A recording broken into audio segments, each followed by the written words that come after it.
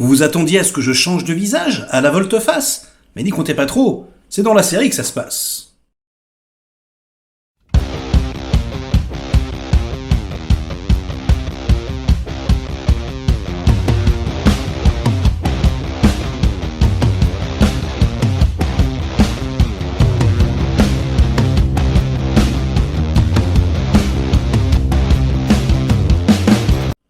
Salut les cinéphages, c'est Merege, et aujourd'hui, on vient parler de l'épisode 6 de House of the Dragon.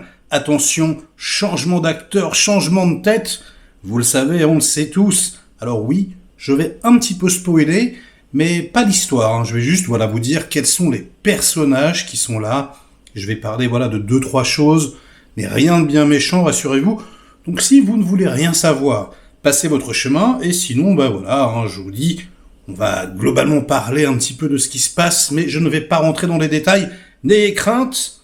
Alors, est-ce que c'est toujours aussi bien? Parce que c'est quand même ça, l'important. Est-ce que le changement d'acteur, d'actrice, provoque des frissons honteux? Ou est-ce qu'on est toujours autant satisfait?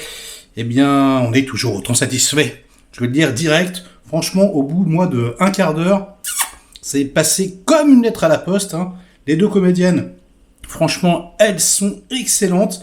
Elles livrent toutes les deux des prestations assez intenses. Dès le début, ça commence par une scène d'accouchement. La semaine dernière, c'était l'épisode sur le mariage. Là, c'est l'épisode sur la descendance, en gros.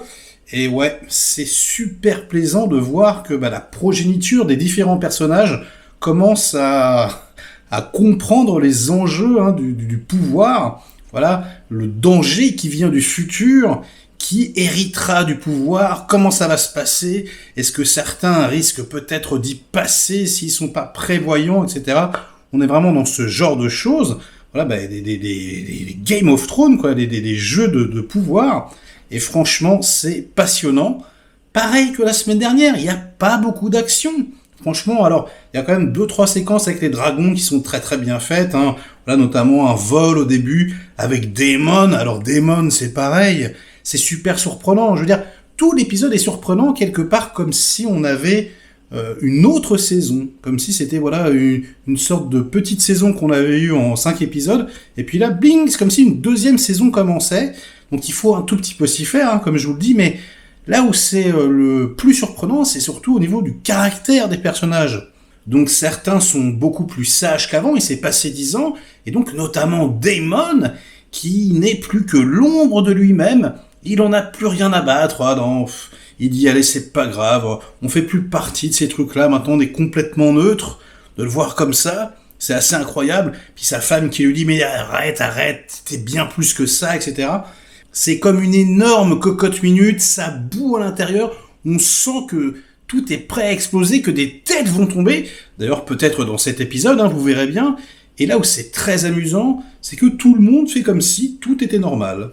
Alors ça j'ai adoré, c'est vraiment personne ne voit rien, il y a des trucs énormes, des mensonges éhontés partout, mais non, tout le monde fait comme si tout allait bien, etc. Et on sent et on entend, parce qu'il y a les conversations, les bruits de couloir, etc. Que ça commence vraiment, vraiment à craquer. Alors, petit spoiler, le roi est de retour, et lui c'est pareil, il est de plus en plus vieux, il est de plus en plus bizarre, quelque part on dirait un peu l'empereur de Star Wars, je sais pas ce qu'il a, des croûtes sur la gueule, il a plus de cheveux, et c'est pareil, lui, est-ce qu'il a des œillères vraiment? Est-ce qu'il voit les choses? Est-ce qu'il fait semblant de pas les voir? Je pense que il est pas bête, donc je pense que il fait semblant de pas les voir, mais c'est marrant de voir que il est increvable. Il y a eu des rois comme ça, tu pensais qu'ils allaient canner tout de suite, et en fait non, peut-être qu'il va tous les enterrer, ça se trouve, c'est assez marrant, et du coup, on sent que, comme des pièces sur un échiquier, tout le monde voudrait bouger, tout le monde voudrait pouvoir, se foutre sur la gueule quelque part, mais non, ils peuvent pas. Parce que le roi est là, encore, et que tant qu'il sera là, non, les choses ne pourront pas se régler, donc il y a bien des conversations autour de table pour essayer de faire évoluer les situations, mais non. Et je vais faire une petite comparaison avec les Anneaux du Pouvoir, parce que je peux pas m'en empêcher. Et là, c'est pareil, dans cet épisode-là, il y a une scène donc de baston à l'épée. comme la fameuse scène à Galadriel, là, qui était un tout petit peu à la Hong Kong, comme ça, à la Tigre et Dragon, et qui était un tout petit peu, on va dire, inutile, elle apportait rien du tout à l'histoire, elle faisait pas du tout avancer le Schmilblick. Là, au contraire, bah, c'est mortel, franchement. Déjà, c'est beaucoup moins chorégraphié, c'est beaucoup plus réaliste, donc du coup, bah, c'est beaucoup plus intense, et surtout, bah, ça commence, voilà, c'est en gros la progéniture, les progénitures différentes qui se foutent sur la gueule, et en gros, bah, à travers leur combat, c'est des adultes qui règlent leur compte, et du coup, bah, ça soulève plein de questions intéressantes. Encore une fois, c'est beaucoup plus subtil, c'est beaucoup mieux écrit, c'est mieux shooté, je trouve. En tout cas, c'est on va dire, plus sobre et plus palpable au niveau des décors. Là, il y a quelques fonds verts, mais tout est en dur, c'est magnifique.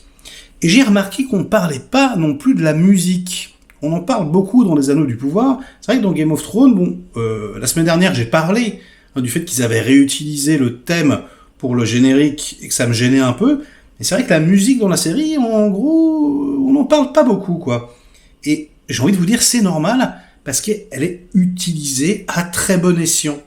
Franchement, elle est là, elle est pas imposante, elle est très très belle déjà, et assez discrète, mais voilà, elle se met en place uniquement au bon moment, quand il y a une transition vraiment difficile, ou quand il y a des émotions ultra violentes, enfin vraiment, elle souligne l'émotion, mais jamais, elle est jamais envahissante, quoi, on va dire. Alors que dans Les Anneaux du Pouvoir, certes, elle est très belle, mais elle est grandiloquente, et puis voilà, avec les scènes qui s'enchaînent, c'est un petit peu vain, on va dire. Donc, oui, c'est encore une fois de la masterclass. C'est encore une fois super bien écrit. Je veux dire, on est dans une série télé quand même, hein. Super bien réalisée, super bien interprétée. Tous les nouveaux acteurs sont vraiment très bons. À la limite, ce qui peut déranger, c'est que y a certains acteurs qui n'ont pas été remplacés et qui n'ont pas été grimés. C'est-à-dire que on leur a même pas fait des cheveux blancs, rien à foutre, on les a laissés comme ça. Et ça, du coup, tu te dis, merde, ils auraient pu foutre une petite mèche ou un petit truc quand même. Voilà, j'ai trouvé que c'était un peu abusé, quoi. Je vous dis pas quels sont les personnages en question, mais voilà, ça m'a fait un peu grincer, mais franchement, au bout de 10 minutes, tout va bien. Bref, voilà, hein, c'est une autre ère. Les enjeux sont extrêmement, extrêmement forts. On sent qu'il va se passer des trucs de fou. On sent vraiment que ça va exploser, comme je vous disais. Donc, vivement la semaine prochaine. Voilà, c'est tout ce que j'ai à dire, hein. Encore une fois, c'est magnifique. Merci HBO. Et ça sera tout pour cette semaine. Likez cette vidéo si elle vous a intéressé, diverti un minimum. Délikez-la sinon. Inondez-moi de commentaires comme d'habitude pour faire marcher le petit robot YouTube. Et nous on se retrouve très vite pour de prochaines aventures. Ciao!